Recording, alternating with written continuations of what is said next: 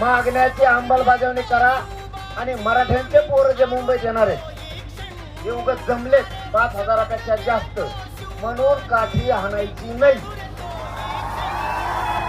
मी माझ्या जातीला काय समजून सांगायचं सांगल, मी सांगूस तर त्याला डावचायचं सुद्धा नाही.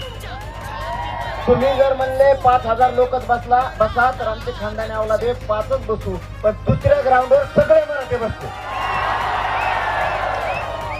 तुम्ही आम्हाला नाकारू शकत नाही.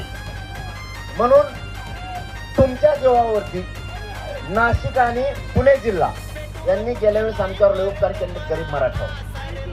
तुम्ही एवढी सुद्धा आम्हाला आठवण येऊ दिली नाही, एवढी सुद्धा लेकरं बाळ कधी उपाशी राहू दिले नाही. जर आंदोलन लांबलं तर पुणे जिल्हा